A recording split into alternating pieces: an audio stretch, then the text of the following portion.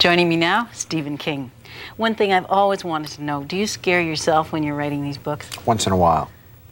Not very often. A lot of times what you feel surfacing on your face is the sort of grin that I'm wearing right now, because you know it's tight and right and that it's working. And for instance, I'm on tour to promote this movie, Maximum Overdrive, and when we did dailies and something came off that might be really grotesque, and in some cases turned out to be much too grotesque to actually be in the film, you would hear people laughing hilariously and they would applaud and stuff like that, because your first emotion in both humor and horror is this sort of childish delight.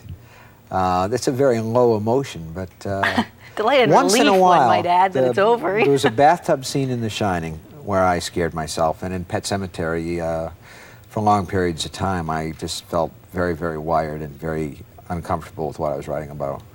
You once described people's love of horror as that feeling of being afraid to put their fingers in the toaster, or somehow a secret fascination with the person who got ground up in an industrial blender, that type of thing, and the penchant to stop and look at accidents. But in your own personal life, are there things that you are actually afraid of? Because you certainly make people afraid of their dogs, their cars, their trucks, their cats. Well, I'm afraid of trucks and cars. I mean, Maximum Overdrive is about trucks. Christine was about a car that drives by itself. Because as a child, they seem so large and I seem so small, and I had the same imagination then that I do now, except that for a kid, everything is harder to control. That's why they fall down and have scabby knees all the time.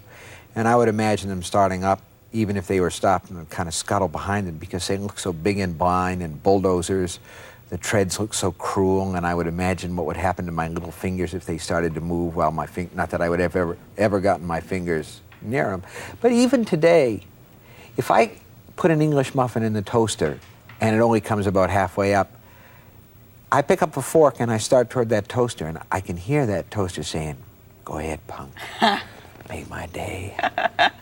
But when I'm just imagining this. I just imagine being in your mind all the time. I mean, you must never stop, and that's why you must write. What an awful squirming can of worms. That's right. No, it's really not like that at all. Well, you're probably healthier than most people, Except because for the you give vent blackouts. to so much, except for the Yeah, blackouts. you know, that's and the full moon, those times bad. Yeah, that's the best part of it, is that somebody who's got problems and fears and phobias, they go to a psychiatrist and it costs them maybe $150 an hour, and they don't even get a full hour, they get 50 minutes. I do it, people pay me. It's great.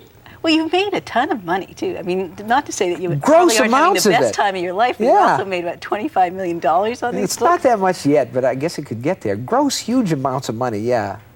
I guess it's real. I get statements, and I have a business manager and all that, but it's paper.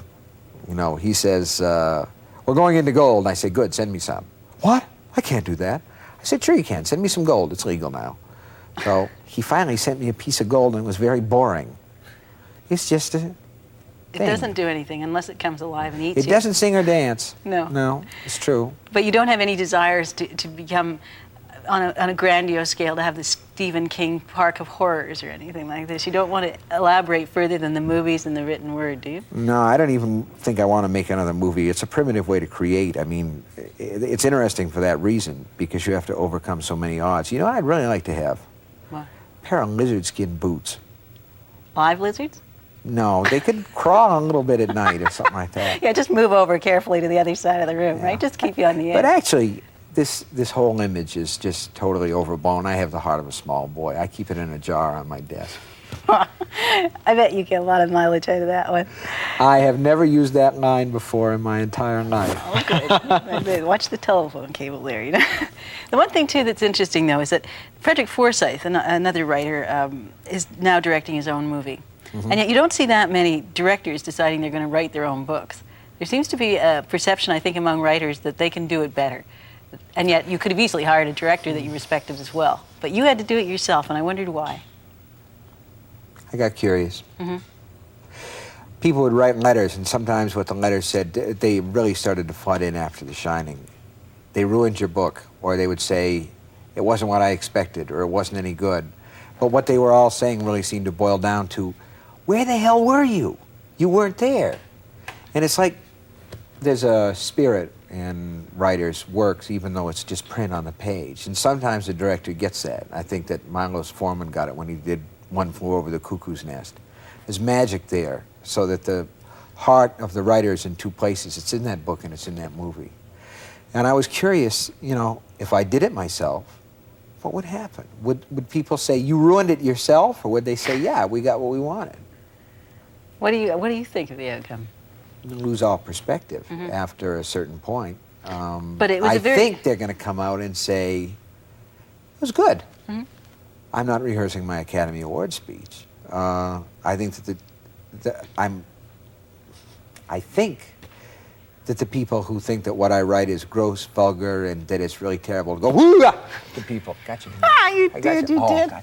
See how low this is to want to do that to people? Why? Well, it's fun, obviously. I mean, it didn't bother me, and it made me people laugh. But, you know, somebody should give me a straight shot to the jaw, and I think that would straighten me out. I would maybe stop it, but I can't stop it. It's like, please stop me before I do it again. Oh, but people want you to do it again, obviously. They like it. But do you, no, see, second time it doesn't work so well. You got to think of something else, right? It's the leg grabber. I remember you saying that, actually. I still have that fear as well. When I used to say my prayers when I was a little kid. And that fear that if you didn't get your feet up fast enough, under the bed, the leg would, the arm, something would come out. Well, you had that same fear, and you always play on that emotion in people.